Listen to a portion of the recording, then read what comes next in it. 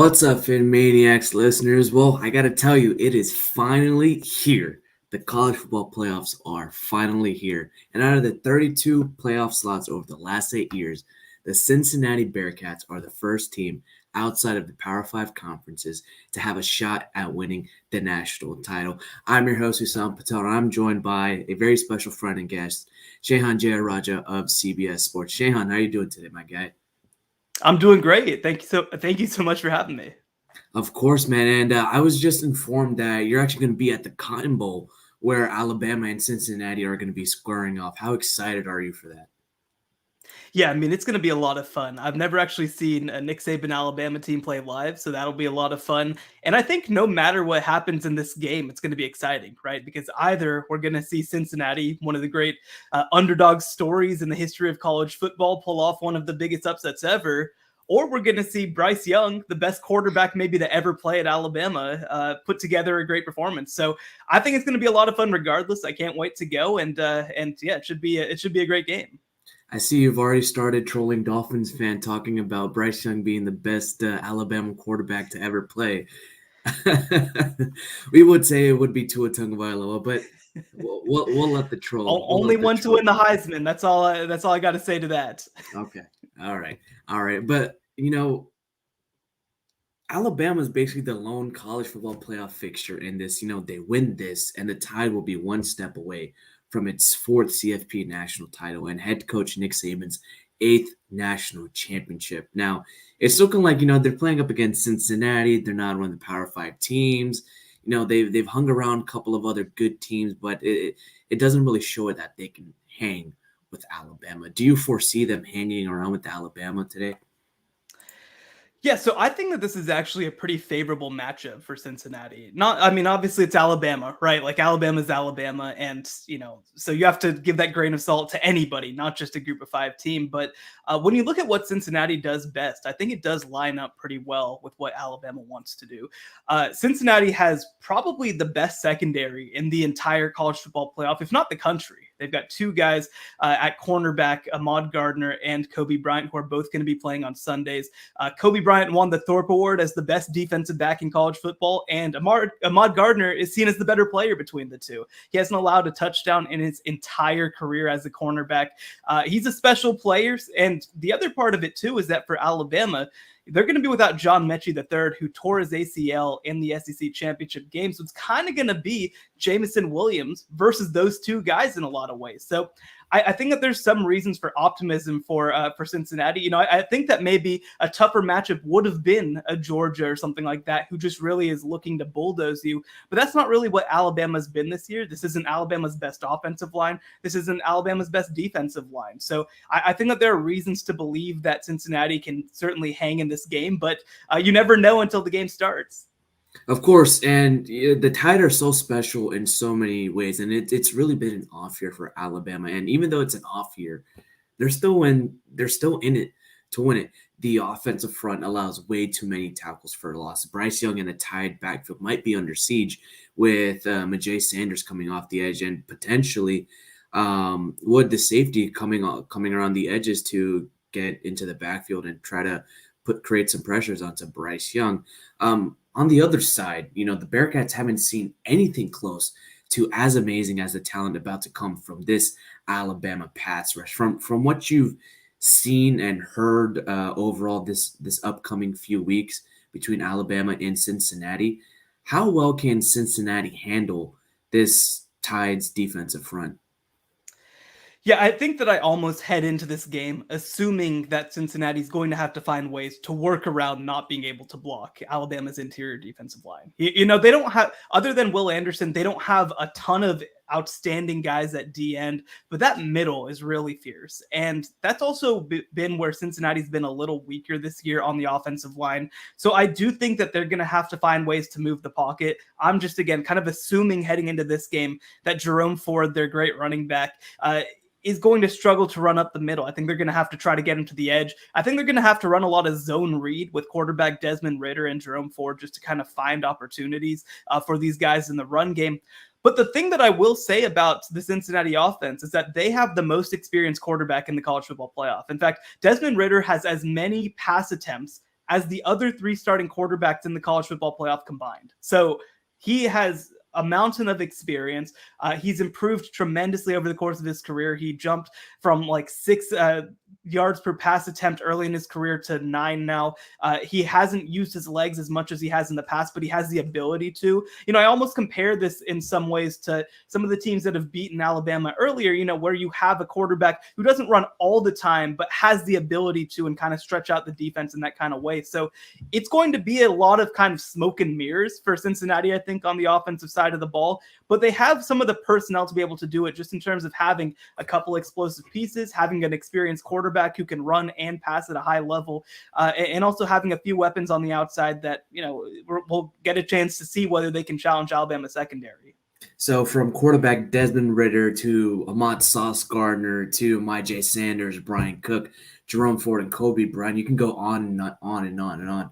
Cincinnati, they have the guys who can handle themselves in a game of this magnitude. And really the spotlight is going to be on, as you said, the defensive backs, Kobe Bryant, Brian Cook, and Ahmad Gardner to handle Jamel. But Desmond Ridder, it's really his time to shine and really solidify if he can be that quarterback one NFL teams and franchises are looking to get in next year's NFL draft. If he has the same type of production he's had this season, does this put him in the spot to maybe become a top 15, top 20 player in the draft? Yeah, I mean, I think that his growth has been unbelievable. And right now, it seems like NFL talent evaluators are a little split on him. You see him as high as being quarterback 2 or 3, and you see some other places having him more in the like 7 to 10 conversation. And I think that playing a defense like Alabama and a team like Alabama is a great opportunity for him to show not just his physical tools, because I think that those are known, but see his mastery of the offense, see the way that he can process even against a defense that's going to throw a lot of things at him that he surely has not seen, because, that's what this time in between these games is for, is to prepare some of that stuff. So I think that if he's able to be productive, if he's able to be poised, be turnover free, I think would be a huge part of this game as well. I think that would be huge for them. And, we've seen over the last couple of years, what we expect from the quarterback position in the NFL has changed a little bit. I think that maybe in previous years, he kind of gets pegged in as a runner, which he hasn't been for the last 2 years, really. But I think that seeing players like Lamar Jackson succeed, seeing players like Josh Allen succeed, I think that gives some optimism that maybe, when you get to the next level, if you are able to complete 65, 66% of your passes to, by the way, I mean, Cincinnati's playmakers outside are good, but they're not elite. I think he's going to have an opportunity in the NFL to maybe play with guys who are even better, of course, than the guys that he's playing with at Cincinnati. So I think this is a great showcase opportunity for him. The other thing about it is that for how good Cincinnati's been, I don't think a lot of people have watched them this year, maybe since that Notre Dame game at least. And, for me, I watched every one of their games, right? And so I think this is a great opportunity for Desmond Ridder to come out and show that maybe he's a more versatile quarterback than people realize, and doing it against one of the best the best program in the history of college football with this Nick Saban Alabama squad. I think that's how you prove it. And with John Mechie not going to be there, it's really going to be up to Jamo and Slade Bolden. But we have to talk about this Alabama running game, which really has not been there because of the offensive line struggles. Now, it's going to be up to Brian Robinson to churn out those big chunk gains wherever he can and really move the pile. But Bryce Young really used his legs finally for the first time all season against Georgia in that SEC championship game. If the running game cannot get going with Brian Robinson, what kind of trajectory do you see this playing out for Bryce Young over these next 4 quarters? Yeah, I mean, I think that Alabama needs to be able to at least, they don't have to be super efficient in doing it, but they need to at least prove that they can move the ball with the run. And you mentioned it. They had another running back, Jace McClellan, who got hurt earlier this year, and he was a little bit more of a big play threat. And so without McClellan in the lineup, they've really relied a lot on Brian Robinson to kind of just be a physical grinder. And I think that they need him to do that. I mean, he doesn't need to be efficient. If he averages 4 yards a carry, I think that's fine. But he just needs to be the guy that moves the chains for them, because Here's the issue. If they can't run the ball against the Cincinnati front, which is certainly in the cards. I mean, you mentioned Myjai Sanders. Curtis Brooks at nose tackle is a great player. Cincinnati's got fantastic linebackers in their 3-3-5 system. If they can't run the ball against the light box, then I think that they're playing right into Cincinnati's hands, because Cincinnati, again, we mentioned, has the best defensive backfield in the college football playoff. And so if it's going to be that the run game is kind of taken out of the picture and it's Bryce Young versus these great defensive backs, I don't think that's favorable. Even though Bryce Young is the best quarterback in the country, in my opinion, I think that it still puts him in a really tough position, especially without John Mechie in the lineup. So, Brian Robinson needs to have a big game. I think he needs to have a couple breakaway plays. I think that he needs to command help in the box. But you mentioned that offensive line for Alabama. Evan Neal at left tackle is a baller. He's going to be a top monster. Yeah, he's going to be a top 10 NFL draft pick. He's one of the best offensive linemen in the entire country, if not the best in the country. Once you get past that, this unit is not special. I mean, you look at their blocking grades on Pro Football Focus, especially at right tackle. They really, really struggle at right tackle. And so I'm curious to see whether you see Myjai Sanders maybe lined up on that right side to try to get at that guy, at Chris Owens. I'm curious if you see Curtis Brooks shift over to maybe get a little bit more at that, right? So if Alabama can't run the ball, I think that they're in trouble, right? We saw this a little bit in the Auburn game where, Auburn has a great defensive back, Roger McCreary, who's going to be a first-round NFL draft pick. Well, Cincinnati has two of those guys, right? And so if they're in a position where they're having to figure out ways to get around the fact that they can't run the ball against this defensive backfield, that's the plan for Cincinnati to win the football game. Of course, and it's really said, in the game of football, if you can't run the ball, you're going to get feasted by the defensive pass rush. And Bryce Young, even though he's mobile, he's efficient in the pocket, ultimately on this big of a stage, it might be too much for him. Now, it is going to be his time to shine to see if he's able to perform.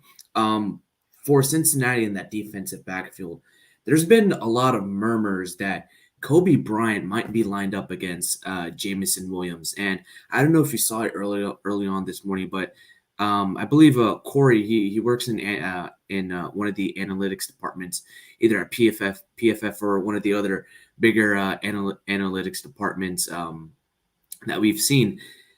The physicals and even the 40 times as well with Kobe Bryant and Jameson Williams, they're pretty much on par with each other. And Alabama a little bit has said, not publicly, but there have been rumors that they do foresee Kobe Bryant being shadowed by Jameson Williams, both on the field side and boundary side. What does this mean for Bryant's draft stock? Yeah, I think this is a great test for him. And you mentioned Kobe Bryant. He's actually the younger brother of a former Ohio State player. And he didn't get that kind of attention because he had to grow, right? Like he was a little undersized coming out, but he's grown now. He's 6'2", he's big, he's physical. He can keep up with Jameson Williams. And yeah, that's something that we haven't seen very much this year from Cincinnati is they don't typically travel their cornerbacks all that much, right? They tend to kind of leave those guys, Kobe Bryant more on the field and Ahmad Gardner more on the boundary. But I do think that how they play that is going to be big for this. And yeah, I think that when you look at speedsters, right? Kobe Bryant's really the speedster on that back end of the defense. And the other part of it, too, is that they're going to get a lot of safety help, I think, on Jameson Williams because he's really kind of the only big weapon on the outside that you expect to maybe have breakaway ability. In the SEC championship game, finished with something like 12 catches for 180 yards. That's not going to happen in this game. They're going to try to take him away and force guys like Slade Bolden to beat him, Jaleel Billingsley at tight end, Cameron Latu at tight end. And I think that they'll probably look to some young players at receiver to try to replace some of John Mechie's production. Because, for all the talk about Jameson Williams, and Jameson Williams is a deserving All-American, it was John Mechie who was more of the possession receiver for them. He had 90 catches in those 13 games compared to 68 for Jameson Williams. So I am curious to see how Alabama also plays it, but I think traveling Kobe Bryant with Jameson Williams makes a lot of sense, getting some safety help over the top. Cincinnati runs a 5 DB look, right? So they're always playing with an extra safety on the field. So I think that if you are kind of bracketing him for the most part and forcing these other guys to beat you, I think that's probably the right way to handle things. Of course. And, he's going to see both. Bama moves him around field and boundary side and a ton of the slot. If he's on Kobe, Cook should be also over the top. Now, let's get into predictions a little bit. Alabama's line is negative 13.5, and the over-under is 57.5. Do you see Alabama covering this? I don't see it at all. I don't get this line, to be quite honest, at all. I think that, we'll talk about it a little when we get to the Georgia-Michigan game too. I think that this Alabama-Georgia game has kind of broken people's brains a little bit because Alabama has not been this good all year long. They found a favorable matchup against Georgia because I think that they were able to kind of attack them on the outside, and Georgia hadn't been challenged on the outside all year long, basically. And so I think that that was a bad matchup for Georgia and a good one for Alabama. I think that this is a bad matchup for Alabama and a good one for Cincinnati. Now, I'm having a hard time picking Cincinnati outright to win the game because it's Bama, right? Don't lay the points. Don't lay the points. Yeah.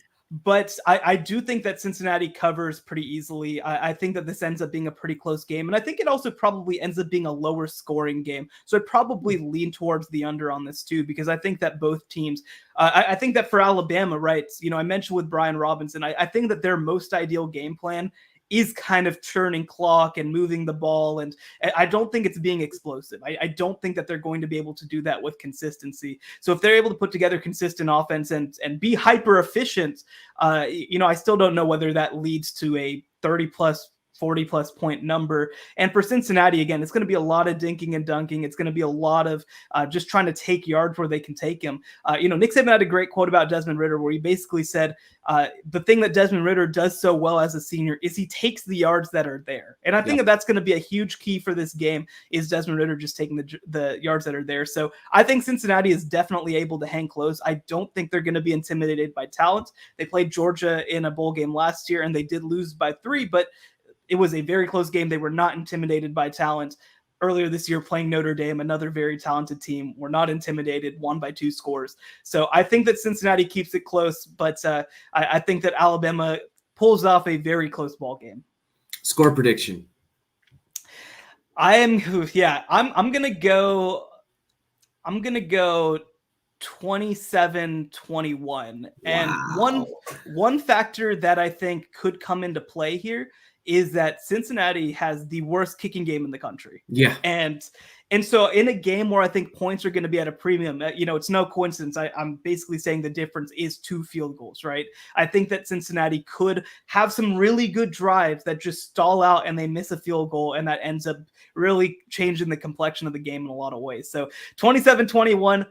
If Cincinnati wins, I will not be surprised. I think this is a very good matchup for Cincinnati, but Bama's a little scary for me to pick against. I bet you don't bet against Alabama and Nick Saban, especially in these big games. Now, let's go ahead back down here to Miami Gardens, where we're talking about the Orange Bowl between Georgia and Michigan. After years of being hammered for not being able to win big games under Jim Harbaugh, Michigan came up with breakthrough moments against Ohio State and blew out Iowa in the Big Ten championship game. Georgia, they're 4-2 in their last 8 bowl games under head coach Kirby Smart. Now, Smart has shown he can get the Bulldogs close to being among the elite programs, but if he loses this game, everything else will be soured. Yeah, I mentioned with Georgia that I think that Alabama was a really tough matchup for them just because of their ability to attack on the outside. Well, I think what Michigan has been this year is actually a really good matchup for Georgia because Michigan really wants to attack with the run game. They've got 2 fantastic running backs in Blake Corum and Hassan Haskins, who are, the best duo in the country, and it's not even really that close. But Georgia is built to stop the run. That is what they do. That's what they built, arguably one of the great defenses in the history of college football doing. They're the number 1 rush defense in the country. They average like 2.5 yards per rush attempt. And I'm worried about that. I don't know what Michigan's going to do if that fastball gets taken from them. Cade McNamara, I think, has been pretty good for them, but he needs to be great in this game. I think he needs to find ways to spread that the game out. And I'm concerned about that. I don't know whether they're going to be able to consistently have the time. I don't know if they have the playmakers outside to be able to consistently attack. And again, football's so much about matchups, especially I think this year, because you have 4 teams in the college football playoff that I think are very imperfect. Last year, Alabama was kind of a perfect football team. The year before, LSU, I think, was kind of a perfect football team. That's not what we're working with this year. I think we've got 4 teams that are all very flawed, and I think that matchups will play a huge role in it. And so I think that the matchup might be tough for Michigan, but I mean, that's why we play the games, right? I mean, Josh Gaddis, their offensive play caller, is going to have a whole month to come up with a game plan, and I'm curious to see how he tries to maybe misdirect and use pulls and use counter and use misdirection to maybe try to generate offense.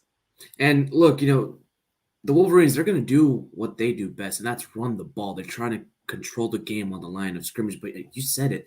Georgia's built to stop the run. They have a stacked defensive team full of NFL talent, first round and second round, third round talent. But there might be more of a downfield passing attack to this offense. Now, this Georgia defense is still really, really good. It had a rough day against Alabama. Matchup wise, it wasn't in their favor, but their defense did not get exposed. The biggest key for Michigan will be whether or not it can generate an executable game plan to allow the passing game to work. But that's really asking a lot, especially with the corners and safeties they have. Like, Darion Kendrick does not need bracket coverage help from Lewis Sign going up against these Michigan wide receivers. Like, they can go man coverage all day up against this Michigan passing attack, and they will be fine.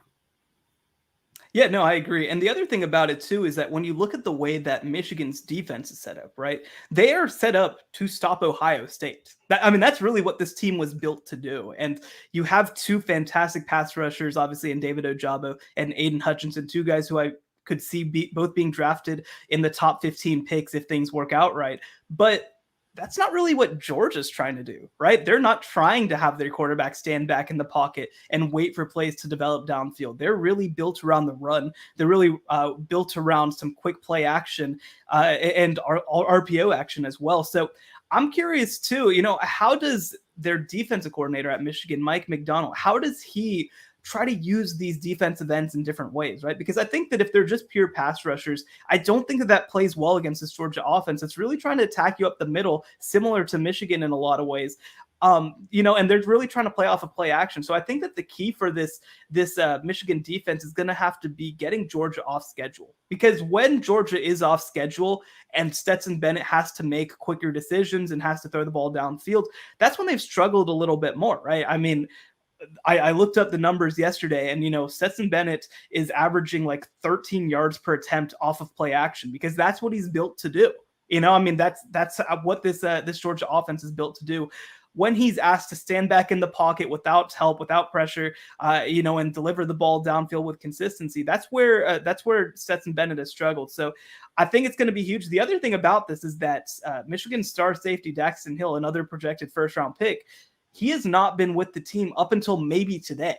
The sort of general logic would be that he might have been in COVID protocol and finally been cleared today to be able to play in the game. But I mean, to not practice with the team all week, to not be with the team all week during game planning meetings, I'm sure he's zoomed in. But, at the same time, I think that that's a real concern that one of the most important players in a lot of ways, I think, outside of those two edge rushers, wasn't there for bowl prep. So again, there's a pathway to Michigan, being able to get after Stetson Bennett, being able to get tackles for loss, being able to maybe move Aiden Hutchinson inside a little bit to try to stop that run game. And then, Daxton Hill maybe make a pick or two. But that's what it's going to take, right? It's going to almost take a perfect game plan and a perfect executed game from Michigan for this to really be a game. And in what should be a really close, tight battle, mistakes are going to really matter. And it's interesting you bring up Daxo, who really hasn't been with the team. If he's not able to go, it's going to be Brad Dawkins, the safety who's projected to be a NFL draft pick somewhere around the mid rounds. Now, he's good, but he's not Daxton Hill type of good. And you said it, Georgia's offense is all about spreading the ball around. Stetson Bennett threw 2 picks against Alabama, and he tossed it for 340 yards and 3 touchdowns. George Pickens is back, and he's already had time to get healthy, so he's going to see some opportunities come up for him. Tight end Brock Bowers, he's really special, and several other wide receivers will get opportunities. But it's really going to be about James Cook and this run game. Ultimately, can that defense of Aiden Hutchinson, A.J. Henning, Christopher Hinton, Michael Barrett, Dax Hill, Brad Dawkins really stop this run game? Yeah, and it's a big question because Georgia has one of the best offensive lines in the country. Now, Michigan won the Joe Moore Award as the best offensive line unit in the country, but I just think that Michigan, I mean, what it comes down to is this. Michigan and Georgia are two teams that are very similar, trying to accomplish the same thing, but Georgia's just got better players, right? I mean, outside of those edge rushers, I think that Georgia's better almost everywhere, just in terms of pure talent. Now, I think that Michigan's a little bit more schematically advanced. I think that they do some more unique things, especially on the offensive side of the ball. You know, Josh Gaddis, their offensive play caller, won the Broyles Award as the top assistant in college football. And I think that you saw his play calling really pay off against Ohio State, especially, you know, really getting them off balance, finding their weaknesses, going at them whenever they found them. And I think that that's going to be the case for Michigan against Georgia too. But I just wonder about personnel. You know, do they have the personnel to be able to push Jordan Davis off his assignment? Do they have the personnel to be able to push Jalen Carter off his assignment? Do they have the speed to be able to deal with Nakobe Dean at linebacker or Channing Tindall? Right? I mean, because these are some of the fastest linebackers in all of college football. Especially don't forget about Nakobe Dean either. Yeah. No, and Nakobe Dean might be the single fastest linebacker, in the college football playoff right now. He reacts quick. He can get from sideline to sideline like it's nothing. And so, for example, I mean, I don't even necessarily know that the answer is to go outside, because these linebackers can get outside so quick, right? And so I'm struggling to figure out what Michigan's going to be able to do against this Georgia defense. Now, the flip side is, again, I don't think that Georgia's going to have a ton of success against this Michigan defense. It's a really good defense. If I'm Mike McDonald, and obviously Daxton Hill hasn't been here all week, but like what I'm telling him every Zoom session, what I'm telling him now that he's here is you have to be the guy who's going to react to Brock Bowers, right? Because I think that so much of this Georgia offense is going to be running the ball up the middle, right? Which I think they're going to be able to do with some regularity. And it's going to be trying to find Brock Bowers and Darnell Washington in the passing game, right? Both they're great tight ends. And so if I'm Mike McDonald, I'm telling Daxton Hill, be ready to break at any moment, right? Be ready to break, get to the ball. Because I think that, that's the other thing about Stetson Bennett is he can get a little bit of tunnel vision with Brock Bowers, because Brock Bowers has been such a weapon for them. And so I think that you need to tell Daxton Hill to be ready to break at any moment, be ready to try and pick off some of these passes, be ready to try to close on the ball. Obviously the other angle of this, like you mentioned, is George Pickens is going to be back. They haven't had a deep threat all season long. He is that guy. I mean, he is a legitimate NFL receiver who's missed most of the season after suffering an injury before the season. So that's going to, I think, be an angle to this game that we don't necessarily know how it's going to impact. And so I just wonder if Georgia has a few more cards left to play than Michigan. Again, if both these teams are functioning at the level that they played all year, I just don't know how Michigan hangs with Georgia. Don't know how Michigan hangs with Georgia. And, Vegas has Georgia when the line Georgia 7.5 over under 45.5. Georgia covers this game. Yeah, I think that they do. I think that this is I can't remember who started this term. I think that it's a podcast called The Solid Verbal. They call it a crock potting, right? Which is where it's like a slow burn, right? It's not like they hit a bunch of big plays and go up big or anything like that. It's just like consistent grinding and consistent boiling, and and eventually at the end of it, it's like, oh wow, that was a 3-score ball game, and and it didn't really feel like it, but just the other team couldn't really do a whole lot. And so I think it'll be a little like that. If I had to go with a score prediction, I think I'd go something like 24-10, something like that. And so I also would lean towards the under. I know there's been action on the over. I don't really get it personally, because I just don't know what exactly Michigan's going to be able to do. Maybe it's more about Daxton Hill not being with the team for so long, and maybe that Georgia might be able to find some creases against Michigan, but I don't know. I think that I would lean under in this game. I'm leaning Georgia for sure. Again, I mentioned it. I think that Alabama-Georgia game has really messed with people's brains a little bit, where they think maybe these are fundamentally those teams and not the teams that played the other 12 games as well. And for Georgia, I mean, when they've played teams like this before, I mean, I think that Kentucky's an example of a team like this. I think Arkansas is a little bit of an example, like a team like Michigan. They've demolished them, right? They haven't been close. And Michigan's a lot better than those teams, but stylistically, I think that they play right into Georgia's hands. These two teams are really on par with each other scheme wise, but definitely not talent wise. And that's why I do think Georgia's ultimately going to win this game. They have this experience in the big games, they have the players, they have the scheme, and they have the coaches.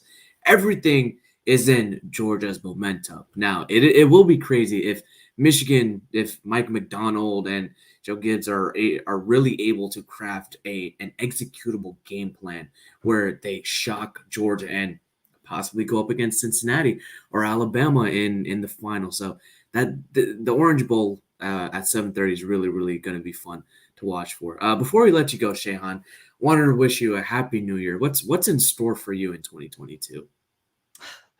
Man, hopefully the end of the pandemic, hopefully everybody being healthy, but man, so I started this job back in week one. They said that they haven't had anybody sort of start that close to the season, so I'm just ready for the race to be over a little bit, take a chance to maybe sit back and think about what the plan is heading forward. But it's been a great year in 2021, despite all the obviously all the complications with what's going on in the world, and I'm excited to see what 2022 brings. Of course. Well, here at Fit Maniacs, we wish you and all our followers and listeners a happy new year, prosperous and healthy 2022. We've got some fun stuff planned here at Fin Maniacs.